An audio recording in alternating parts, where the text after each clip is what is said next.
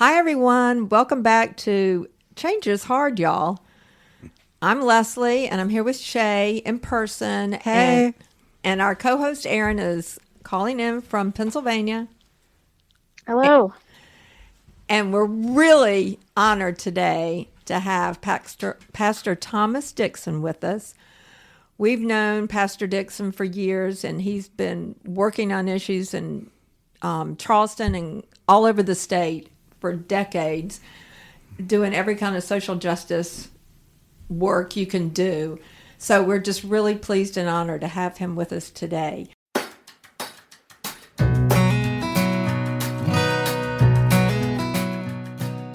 I'm going to let him tell us a little bit more about himself. Well, Leslie, thank you so very much. It's an honor to be here with you, with Shay, with Aaron on the line. And there's no place I'd rather be right now. Oh, good. Absolutely, absolutely. Me, what about, I don't even know what to say about me. Not really, honestly. Come on. Born and raised in Chicago, Illinois. You know, I've been here in South Carolina since 1985. During which time I was in the military, and I wound up getting out of the military because I was in the midst of a 30-year battle with alcohol and drug addiction. I didn't come out of the addictions until 2001 after almost a 3-year stint in South Carolina prisons. And I started in 2001 on a journey that I've been on for the last 24 years. A journey that has taken me into all of the levels of social justice, just as you said, as far as my work. I ran for U.S. Senate in South Carolina in 2016. I ran for mayor of North Charleston in 2019. I currently sit on the Board of Trustees, the National Board of Trustees for Brady United Against Gun Violence, the oldest gun violence prevention organization in the United States. And I'm also now, as of March 1st, the chairman of the Charleston County Democratic Party. Woohoo! So it's been a whirlwind experience. This next September, I'll be 73 years old, and I'm just blessed to still be able to put in the work that I was actually designed to do. I didn't start out this way. I was more self-destructive than anything, but that day came when it was time for me to actually do what I was put here to do, and so that's why I'm here today talking to you all. Amazing. I could just listen to you talk all day. But one thing that caught my ear was you expressing that the self-destructive impulse, with kind of where things started, where the story started, that was something that had to be addressed first. And then the work out in the world could happen after the internal work happened. Is that how you think about it in terms of how things have to go? There are a lot of dynamics involved in it that a lot of people really don't understand, especially when it comes to addictions and recovery. I was raised in the projects of Chicago, born and raised in the projects of Chicago. I saw the projects go from a peaceful place where people had lawns and everything to being overrun by gangs, guns, and drugs. And I became a part of that lifestyle ultimately, and that's what led to my years of really self-destructive behavior. But it wasn't always an intentional thing, see, because with addictions, and this works with all addictions, not only drugs but alcohol, and I was an alcoholic for 30 years also, right along with the drug addiction, but no one knows that particular moment when whatever the substance is that is being used where you lose control of it and it starts to control you. Because if I would have known when that particular date was, March 31st, 1985, at 12:35 in the afternoon, that's when we're going to have you. I would have stopped 1 minute before then. I would have stopped. Yeah, you don't get me. Yeah, exactly. But that demon is so deceptive that we don't know. And by the time we realize it, it's already too late. Oh, man. Insidious stuff it's such a challenge. And that's also happening at a big systemic level.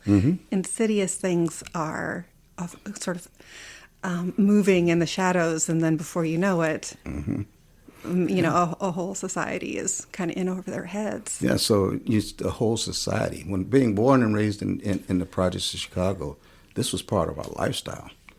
Me as growing up as a male, we did drugs, we sold drugs, we drank alcohol, we smoked cigarettes, we cussed and ran women, and that's what we did, and it was acceptable lifestyle. Even with the drugs being illegal, we understood that the illegality of them, but we really didn't. It didn't really faze us because this was life. This was just life. That was it. We got up every day and lived our lives. But unfortunately, though, when it comes to those addictions, though, there comes that point when, again, the substance takes control. And I realized, I'd say, not even early on. It was a good little ways. Well, let me just give you the background on when I realized I really did need to make a change. When I had my son was born. My son was born in 81.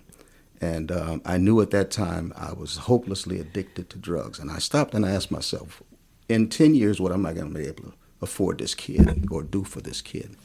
I knew that in 10 years I'd be either one or two things. I'd be either dead or in jail if I kept on the track that I was on.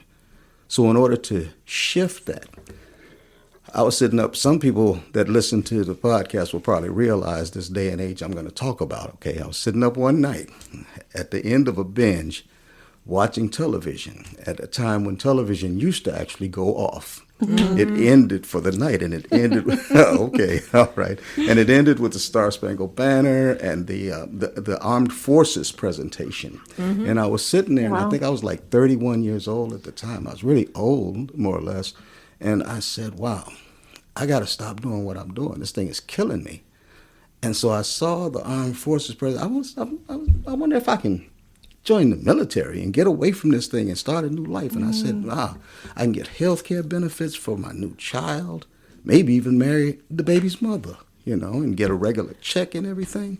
So that next day, after I came down after the binge, I started on the process to join the Navy, thinking that joining the Navy, I could get away from the demons.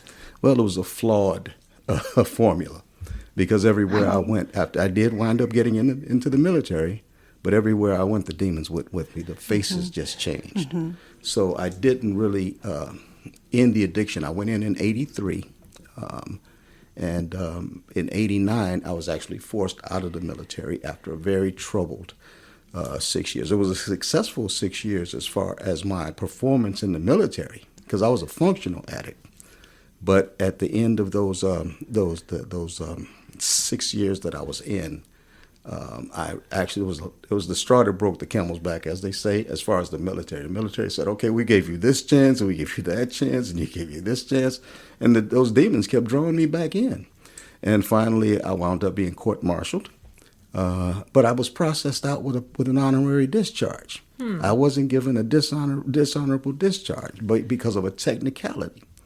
And so that's that hand of protection that was on me at that time. So I came out at least with a discharge that was able to would open up doors for me that wouldn't have been opened had I been dishonorably discharged. Good. So that was 1989. Got here back to South Carolina in time for Hurricane Hugo. Right. Good timing. Yeah. But ultimately, it would be 10 years later before I actually the demons left. So this was another 10-year period where the demons were still in control. And what people didn't realize was that during that whole segment of my life, I really hated the person that I was. I hated what I was doing. I hated the lifestyle. I hated it all, but I couldn't stop. I mean, I didn't have the power to overcome that. One of the, I can't say fun, but one of the most impacting moments in my life happened when our daughter graduated high school in 2007. And my sister, who I'm the youngest of the family, she's next up. And she came for the graduation and everything. And we had already established a church here in Somerville. And so instead of us doing our regular service, we did a little home service. So the family was there and everything. And instead of me doing a regular service, I talked about the history, how I got to that point, and how grateful I was to be able to see my daughter graduating high school that day. And I told the story, the same story I've just recounted, especially about the self-loathing part of that. And my sister heard that, and she stopped me at one point, and she said, I never realized that that's what we were going through. I always thought you did that because that's what you wanted to do. Oh. You did drugs the way that because that's what you wanted to do, she said. And she started crying because she said she had misjudged me all those years.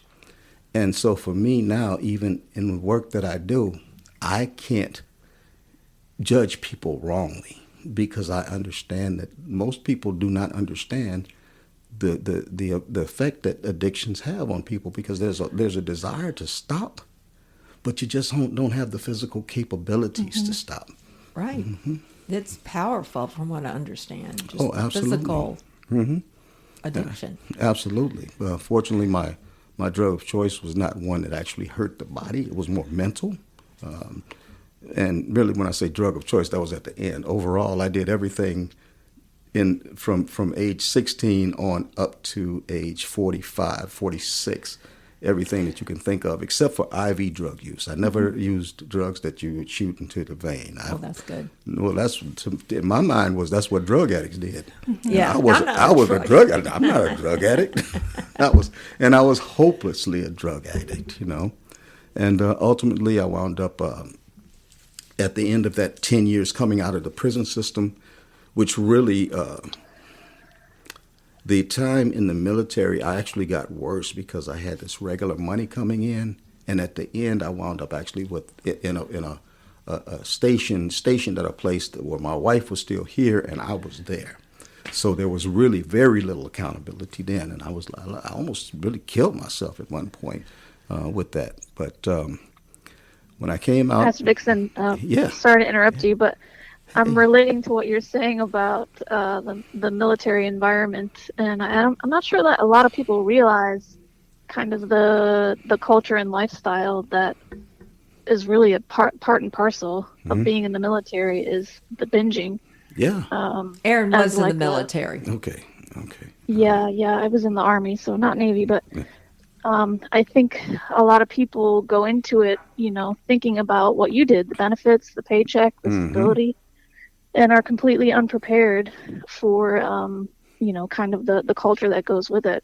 And I think it ends up being very destructive for a lot of people. So do you think there was anything particular you can point to that, besides like the birth of your son, and that really helped you steer out of that, or it really was the court martial? It was it was the accumulative incidences in my life that brought me out of all of that. Because every step of the way, hindsight is 20/20 vision. Is that what they say? Looking retrospectively at my life, I realized, once I came out, when I came out of the prison system, because I was getting ready to get to the prison part of it, in 2001, clear-headed, while I was in there, having cleared up and everything, and that actual transformation had taken place, I looked back at my life and I realized that all of the different things that I went through were things that I needed, that were equipping me for the work that I would be doing moving forward. Wow.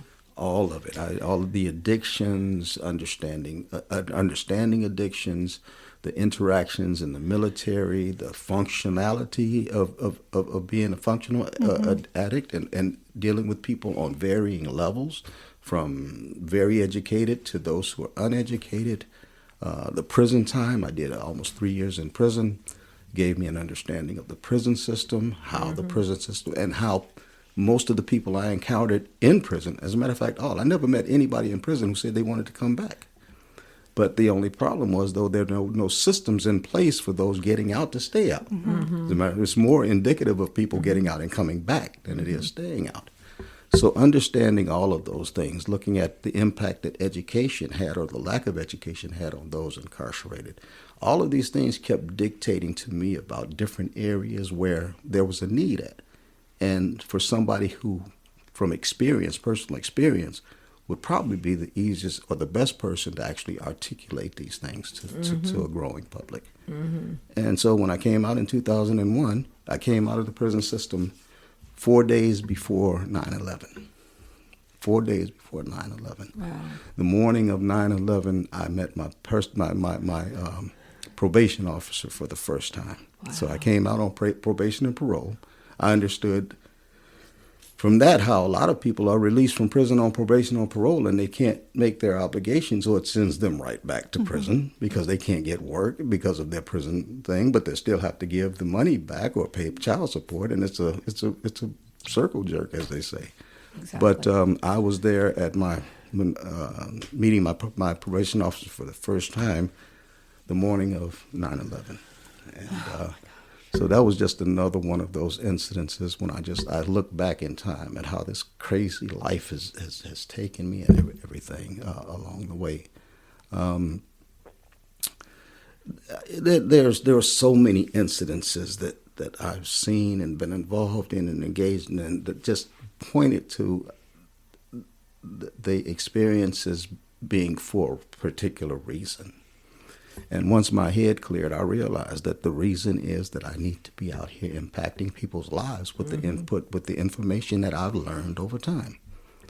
Not in a judgmental way. How could I be judgmental about the drug addict out here? You know, how can I talk down to those who, even in the wrong, have gone to prison when the reality is prison is not rehabilitating. Right. You know, no, it's actually perpetuating. And so that led to my prison reform, my working in prison reform, which is the first thing that I started doing coming out of the prison system was prison reform. Ultimately, gun violence prevention, quality public education, universal health care, accessible housing, you name it. I've been there. I've been out in the streets with the Fight for 15 and trying to establish unions here in the Low Country. Not easy, huh? No. And the wins are few and far between, Exactly. Yeah. I want to go back to something you said about the reason why you got clean.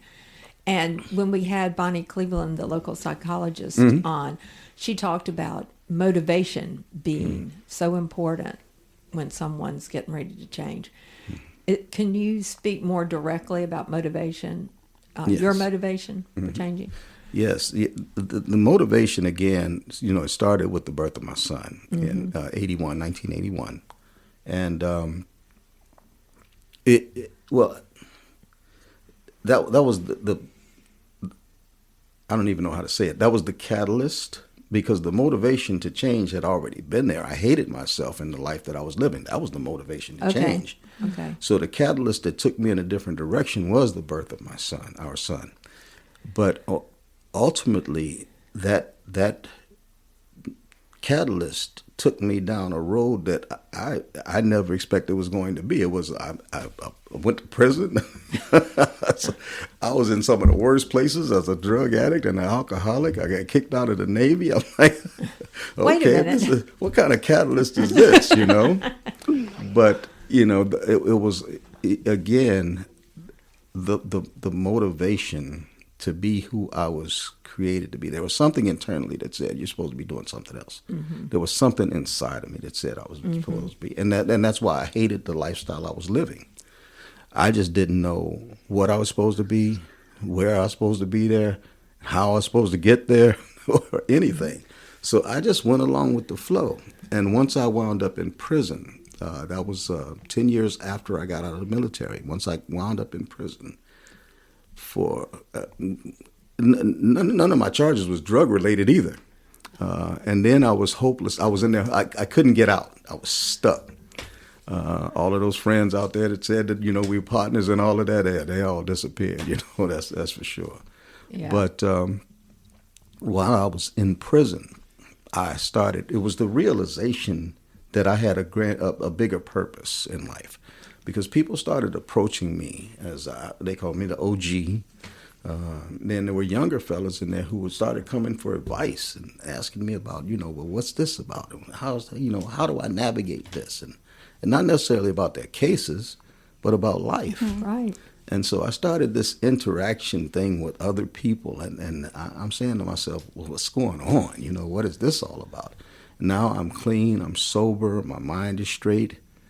Not wanting to be in prison, but it's where I'm at. So that's where the ministry part, the Pastor Dixon part, came in at. I realized that I had a different calling in life, not just according to the social justice issues that we talk about, but the compassion for human lives. And all of those things collectively is what really spurred me to not only start on the path that I've been on for the last 25 years, but it actually pushed me into that path. Yeah. So when you look back on some of these really, really hard times, almost near-death times, times of real despair, and the self-loathing that you talk about, in retrospect, do you experience something like appreciation for those times? I mean, it sounds like they have been what's the word I'm looking for? Unswerving. Like they have demanded that you see the humanity in those situations because you have lived those situations. So it is not optional. Like you have to see the humanity in people living in those situations. And is that something that you think of as being a blessing in retrospect, or how do you feel about it? That's a great question. That's a great question, and you couched it perfectly, because that's how I feel. That's exactly how I feel. I feel that, although I never want to go through any of those things again, and I work every day to make sure that those demons are not resurrected. It's still a struggle. It's still a struggle to 25 years later. But those things that I went through, I had to go through, and they contributed so much to who I am now. They literally made me the person that I am. The compassion, the care. When folks say they see me everywhere, and I'm always doing and going and everything, well, that's just the good manifestation of what was bad, because I was crazy then. I was the same way then, So I'm the same person now, only for good.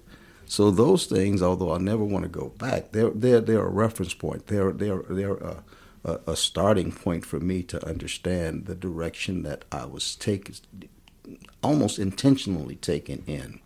That I had to bring those things in order to really develop that humanity, that compassion, that love for others, to actually understand that little word, love, for others, and to be able to put myself on the back seat no matter what the situation is, and not take the preeminence, because that's where the success comes for me as a person, and it empowers and helps other people along the way.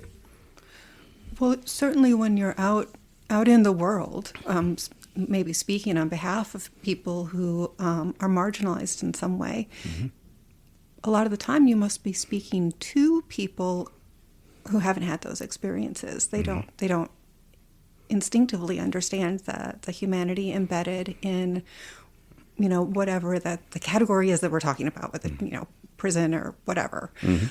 Do you have any advice on how to make that clear to somebody who has not personally encountered or experienced or lived through something? How do you light that up for someone if they haven't walked it? Yeah, unfortunately, most people live through only through the lens of their own life. Decisions are made through their own personal lens, and opinions are set through their own personal lens.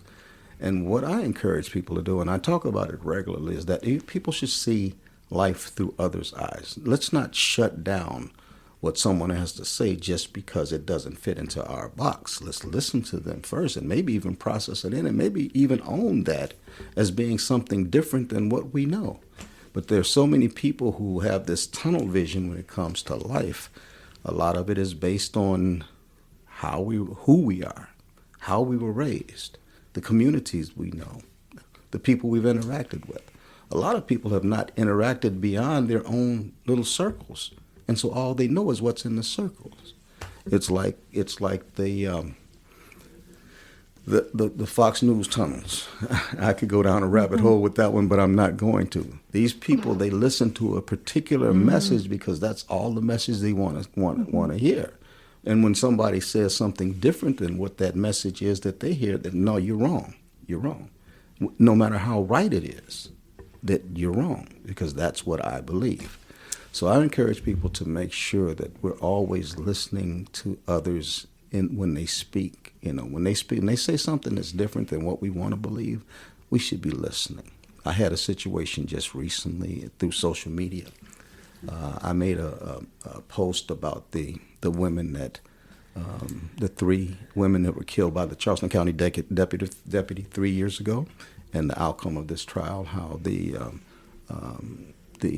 person who did that got a total of 3 years' time for killing 3 women. For listeners, this was a car crash situation. Yes, Mother's Day 2022, where 3 black women going home were broadsided by a Charleston County Sheriff's deputy. Finally went to court this past week. And the judge, although the guilty verdict was unanimous, and it was a quick verdict of unanimous, and all of the evidence showed that unanimously guilty was the correct verdict, the judge decided to sentence her to 3 years total in prison, 1 year per body. And so I made a post on social media, because this is also the 10 years since Walter Scott was shot in the back by Officer Michael Slager. And also 10 years since Mother Emanuel. I said the same thing happened in courtroom that happened to the 2 of them, but without a shot. And so somebody who knows me, as I said, I'm the chair of Charleston County Democrats. And we got all this activity going on out in the streets and everything. Up under that post where other people were commenting in respect to what the post was referencing, this person put on there, are we having a protest at Nancy Mace's office on Daniels Island? Oh my goodness! Just out of the blue. And I responded. I said, this is the reason why when I get to the rallies out here in the streets and everything, people, when they ask me where the black folks at, I said, now, this is a good reason why you don't see the black folks out there, because this is a situation that's very important to black people and hurting people. Tender, very tender stuff. That day. And and then on this post, you were asking about a protest for Nancy Mace. Have you put yourself in the position of the black people that are commenting on this? And he hadn't. And he got angry. Oh. He got angry with me. Instead of appreciating you pointing that out to him, to be empathetic. Yeah. Those are the issues that we face. But the more that we talk about looking at the world through others' eyes, the more people start to learn. I believe that somewhere, and I have to believe this in my heart, somewhere along the way, what I said to him is going to sink in. And he will at some point. I might never see that day, and I don't have to see that day. But I know that I at least planted that seed. I know that's been true for me, that someone has said something to me and I have said, oh no. And it might be 5 years later, it might be 10 years later, that the penny drops. Go, oh, yeah. Oh, I was wrong about that. You were right about that. Yep. What happens. Yeah, Shay, something you said to me years ago when we were, protesting the white supremacists, is something to the effect of, what have you ever changed your mind about while getting screamed at? And I did not like hearing that at the time, but you were 1,000% right. 1,000% right. And so I have no memory of this. Think about it. Well, Shay, your very presence said that. I mean, Shay was always calm and just holding her American flag, and Aaron and I more typically would scream at the Confederate flaggers. We couldn't help ourselves. But you personified that. Yeah, so we never really know the impact that we might have on anybody. And that impact could be according to whether we are positively impacting them or negatively impacting them. So we just have to be careful about how we interact with others. And for far too long, people haven't really given that much thought. They just say what they want to say and do what they want to do, instead of stopping to think that every time that we interact with someone, there's a possibility that whatever we say or do is going to either change them for the positive or for the negative. You're reminding me of a poster in my folks' place that says, other cultures are not failed attempts to be you. I love it. Exactly. Like, how often do we it just calls you out. It just calls you out right away, like, oh, did I kind of think they were? Oh, that's so embarrassing. I love it. Yeah. But it's just for, look, Yeah. this is not the deal. I love it. And, you know, the unfortunate part in America, the America that we live in, which is actually an America that descended from white supremacy. And I'll say it, you know, we have those who unconsciously now, white folks who unconsciously now, they're comfortable with black people if they're singing, dancing, playing sports or something like that. But as soon as there's an independent or an intellectual engagement, or they say something that steps outside of that box, now all of a sudden they're the bad guy. And that's something that has got to stop. But let me just say, there's been strides made over the last 60 years where there was at one point where not even as athletes or anything, black folks were accepted, period. It was put out of everything, and you mind your place. Or musicians. Mind your place, stay where you're at, you know. So it was crazy, you know, with the music, how the input of soul came started changing the music, and it was called the devil music, even in the black community. Really? Well, something you said earlier really hits home for me, that when people are unaware of another culture, they don't understand, then they're fearful. But if you become familiar with another culture or race or nationality or whatever, you go, oh yeah, we share humanity. So exactly. that's what we have to do. And it works in varying degrees, and that's why I'm a Democrat, and I believe in democratic values, because I've met the more socially conscious and more open to input from others in democratic value circles. And I don't talk about the party much. I talk about the value system. Because it's about the value systems that we all know and love, and what frustrates us about others, those people who they're not like us. But the one thing that, and I've said this before, and it doesn't always sit right with people, black folks, we've been forced to see our interactions in an interaction with people where other ethnicities haven't been forced to. We had to learn white people and how to interact with on all levels, the thought process and everything. We've had to learn our Latino brothers and sisters to a smaller degree, or our Asian and Pacific Islanders, or even our Native Americans to a lesser degree. But we've had to look at the world through other eyes. We were forced to, from birth, to look at the world from other eyes than our own, and to work our way into the system in order to survive that way. And in turn, though, and I don't want to appear biased when I say this or anything, but it gives us a better perspective as far as how to govern. That's why you get a Barack Obama, who did an amazing job relating to people, him and his wife, because they were forced unconsciously and subconsciously to interact from birth. Whereas when it comes to the white counterpart, very seldom is it that same interaction. It's not at that level.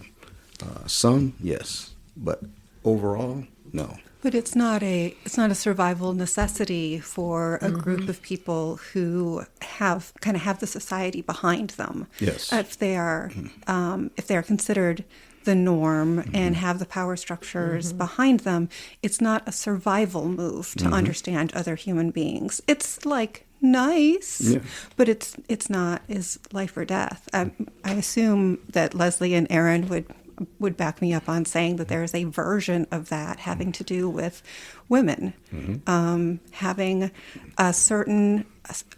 to build a certain instinct about our male counterparts in the species Absolutely. that they don't necessarily even identify with or have their what, but like we have to know. It's a different. The stakes are different. Exactly. And a study that I've talked to about with Leslie and Aaron before that I think they were really into hearing about. So I'm just going to do like really briefly, if that's okay. Sure.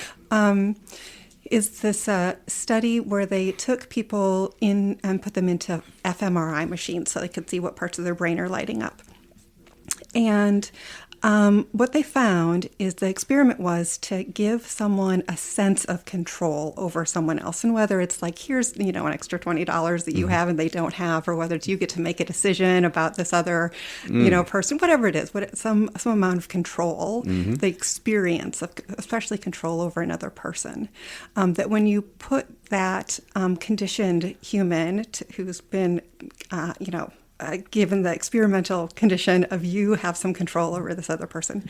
When you put them into the machine, what you see is their empathy networks kind of go dark. That there's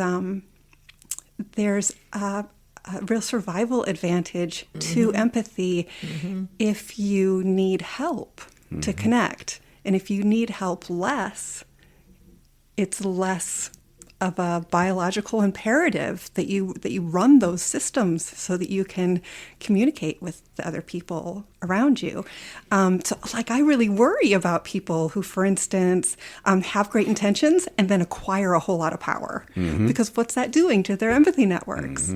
Can they maintain that? When their situation changes, because it's not, it's hard. It's really hard to live in these little brains. They're they're not super stable. They change depending on circumstance, and so that's just something that I think about a lot, about how to kind of keep tabs on myself. That I, if I get a raise at work, do I still care about other people the next day? Like you got to watch. You got to watch. Absolutely, you got to watch. And so all which is just to say, I totally agree with what you're saying about groups of people who aren't born with, a bunch of status to start with. Yeah, they're gonna learn a whole different set of life skills, and those are gonna be really, really valuable life skills that everyone would benefit from. So a lot of people, when it comes to me, they just don't understand how, after all of these years and all of the successes, I would call them successes. I don't really count them as successes. I'm just being me. How I'm still just being me, because I've seen people around me who I actually had to distance myself from for those very reasons. The empathy that I thought was there, ultimately it came out to be selfishness, and it was due to power. The search for power and everything. But for me, I attribute it back to those years, those 30 years of darkness that set me on the path now that I can't do anything but get up every day grateful just to be here. That's all. So I have no right whatsoever to not be empathetic toward the needs of others and what I can do to help. Well, and spending just physically living through all of that time of being on the downside of things, it had to impact. Absolutely. You at a really cellular level that I'm grateful for anyway. I'll say that. Well, I think we all are, which brings me to you being the new chair of the Charleston County Democratic Party. And you're going to have a chance to prove that power doesn't make you, doesn't have to make you not have empathy. Please, please, if you could do that, that'd be fantastic. Well, you will model it. I don't know how many people are going to learn from it, but tell us what you're thinking about that, because this is a whole different thing than being a grassroots activist, on the streets, activist.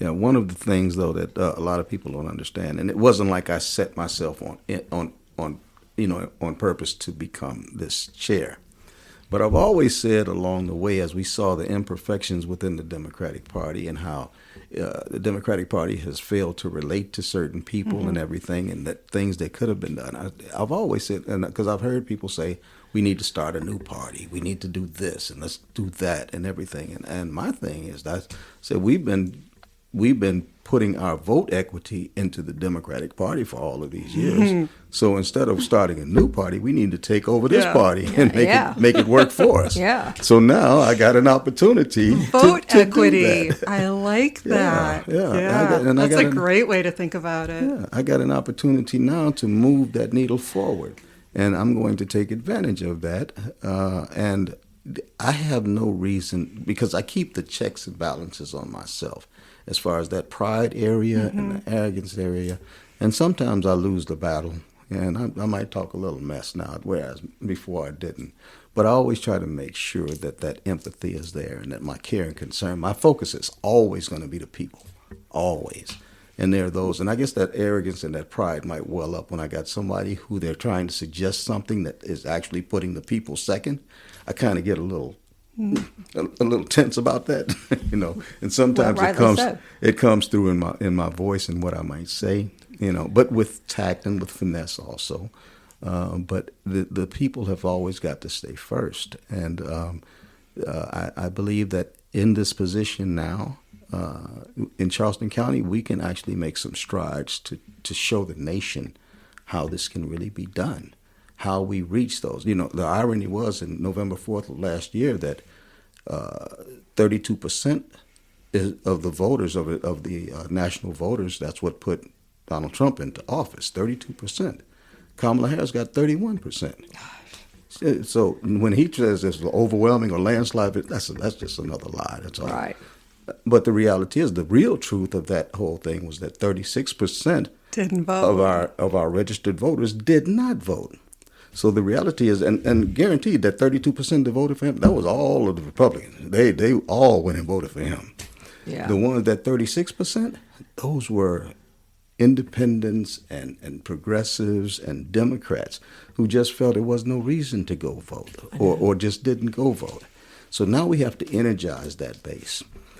And we have to energize that base using new and innovative methods. We need somebody or some people who are actually on that level, on that ground level, where the people live at, and not living somewhere above in the political realm, trying to dictate, once again, here we go, about understanding people where they're at.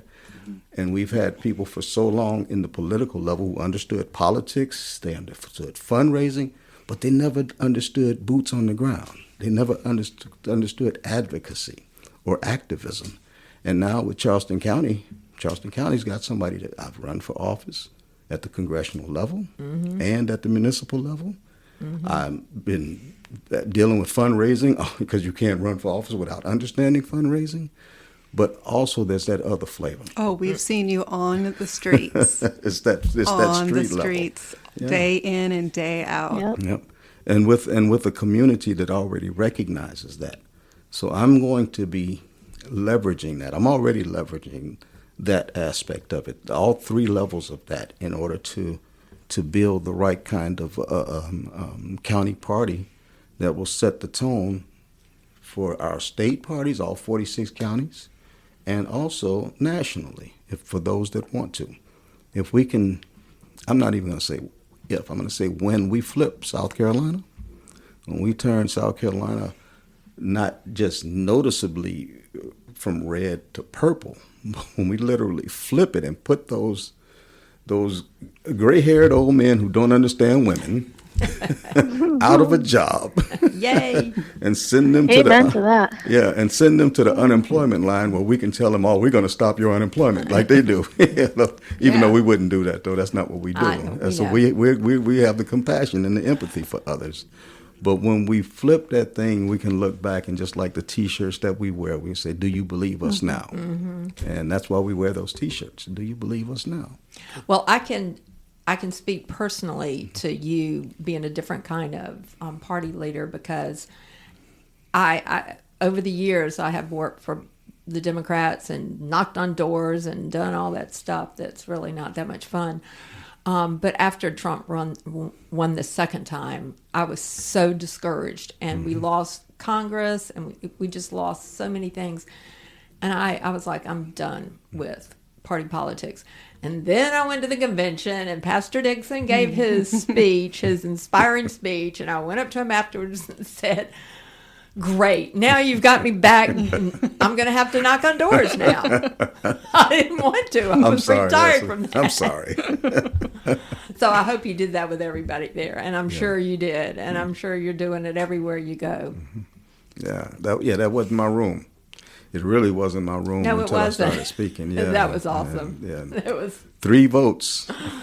That was so awesome. 3 votes, and you mixed things up there that day. A little bit. Yeah, they had it all worked out who was going to be the new chair, and oh gosh, really came down to 3 votes? 3 votes. And you were there. I know who you voted for, Leslie. Yep. Whoa. So those 3 votes were, as a matter of fact, more than 3 that got over the 3. Those were people who actually came in there to vote for my opponent. Wow. Who, when they heard what I had to say, not only what I had to say, what Representative Courtney Waters had to say, what Stuart Weinberg had to say about change, about not doing the same thing and expecting a different outcome. Yeah. And so ultimately when they took that vote, 3 votes. Whoa. 3 votes. Well, the title of this podcast is Change is Hard, y'all. So what's the plan? Yes. So I've been working with my vice chairs. I got 3 amazing vice chairs. I have Tamara Curry, who was part of the previous administration, but she has that official style and empathy also. Working along with young Democrats and everything, and also a former judge. So she has that legal thing in there too. Then I have Julie Hussey, who's she just ran for office. She's second vice chair. She just ran for office recently. She's second vice chair, and she's more or less working. Tamara right now is working, revising our bylaws, because our bylaws in Charleston County haven't been updated since 2020. And that's crazy when our state bylaws and our bylaws have to match the state bylaws. State bylaws were just updated. You mean the state party bylaws? State party bylaws were just updated last year. Yeah. So I'm trying to figure out what's going on. So Tamara is taking on that job. She's working with Ali Menegakis and Sydney Van Bulk. Great. And, to update our bylaws. And after that, she's going to be working intimately with our leadership at the precinct level. Directly, so that our precinct level people know that they have support from leadership, from the executive council, and how we can actually help them to build from the bottom up. Julie is taking care of our volunteers. She's basically coordinating our volunteers so that we have people ready to move when needed. Others manning certain positions that they'll regularly serve in. We're basically streamlining the operation. The third vice chair is Adrienne Lett, who just ran for office also. Right. And she's first off, she's our young Democrat. She's part of the under 40 bunch, and she deals with our communications and everything. Yeah. And she's building out her team there. We've got a meeting coming up in another week where we're actually going to develop a strategic plan. We've got a professional guy who volunteered to help us develop the strategic plan. Awesome. So that we will roll out to the membership so the members all know exactly what we're doing. I believe fully in transparency. I don't want anybody to think that, they do things behind, closed, and that's not how I work. And I'd rather give more information and sometimes even be wrong in that information, but come back and admit that wrongness than not to give information at all. So that's great. Yeah. So we're working. We're working moving forward. We got a late start on it because right after the turnovers, apparently there's been no toolkit or anything or real onboarding process when they change hands. So Sam did everything that he could. The previous chair, he did what he could as far as giving me information and whatever. And it was a very slow process because there was nothing down. So what I've done is I've started compiling everything that he gave me so that whenever I leave the position, they won't have that confusion that I had. Yeah. Right. My job is to organize. I'm a community organizer. And that's exactly what we're going to do here in Charleston County with a strategy to win, to build out the party, to bring those who have been alienated and not let into the exclusive club. We're going to take that exclusive club banner off, open up the doors to the big tent, make sure that we have our Latino and Hispanic brothers and sisters represented, our Black and brothers and sisters, our Native American brothers and sisters, and Asian and Pacific Islander brothers and sisters represented. I am tired of going to these meetings and all I see, y'all know. I know. Y'all know. I know. Y'all know. And we can know. fix that.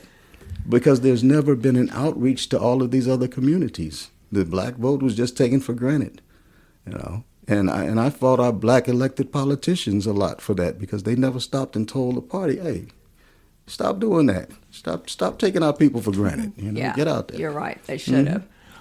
Well, you give me hope. Okay. You're going to give everyone hope. And you are going to make those changes. I It's really, obvious. yeah. That was such a great description because literally somehow I'm a 51-year-old person who speaks English, but yet, and it wasn't until just now that it dropped, that the phrase community organizer, that's two things. That's not one thing. Like community is a whole skill set unto itself. And organizing is a whole skill set unto itself. And if you put those two things together, whoa, you've got something. But like that there are these two massive endeavors put together in one little phrase had not occurred to me until I heard you Even describe though you that. knew Pastor Dixon. Yeah.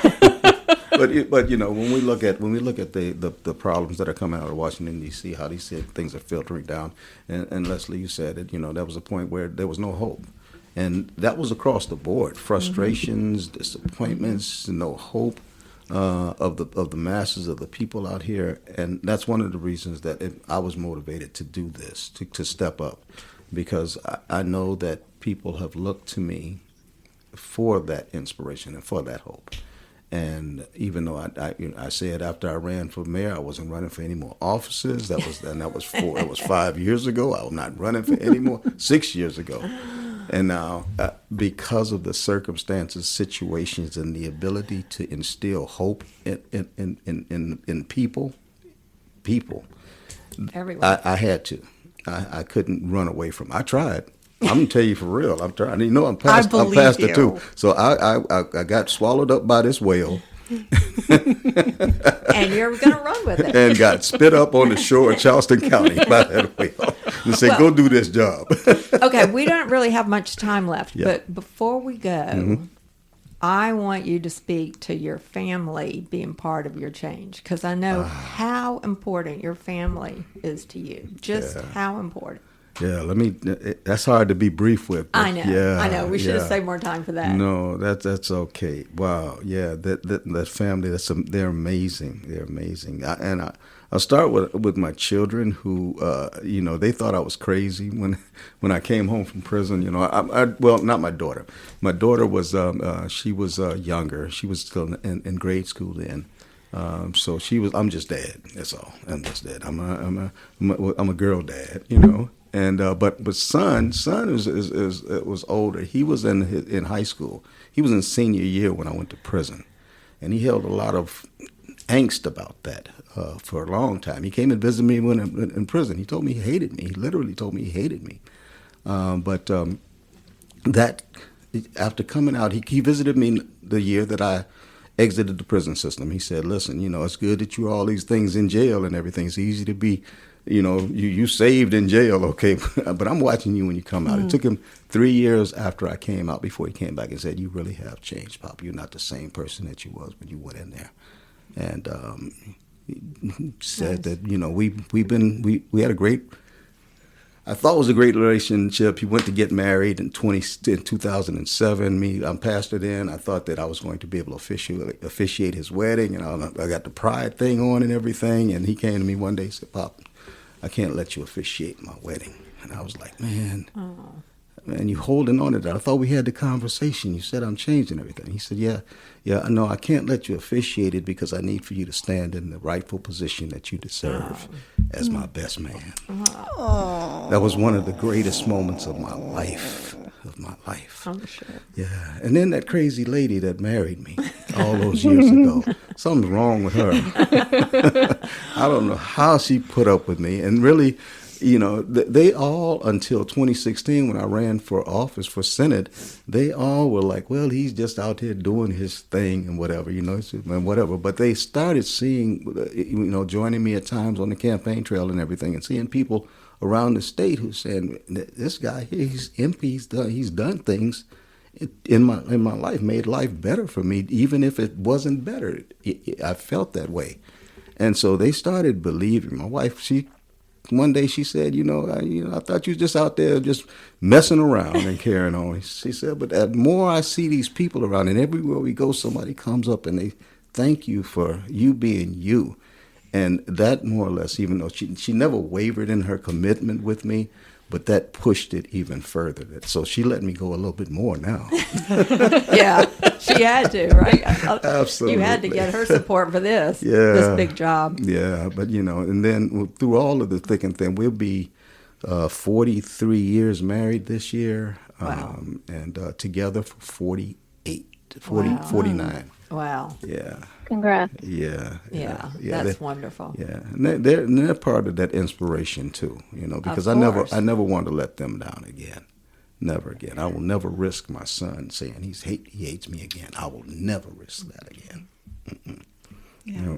Mm-hmm. Well, this has kind of been a recurring theme, I think, with most people we've talked to, is that when they have lasting change, their family kind of takes that road with them, and it really takes a lot for family to see you in a different way and believe that the change is real.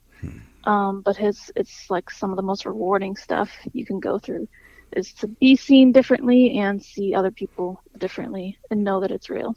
Absolutely. That's really, really awesome. Absolutely. And it's, and I continue to meet people and interact with some people who knew me then.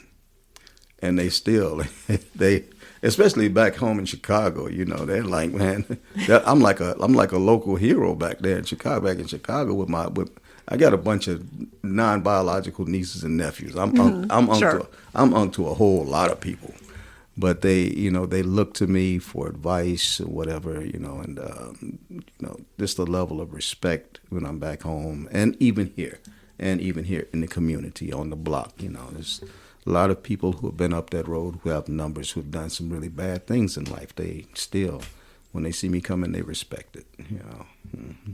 Well, they can feel that you respect them. Yeah, and that is genuine. Yeah, yep. I got to be me. Somebody sang a song like that somewhere along the way. I think so.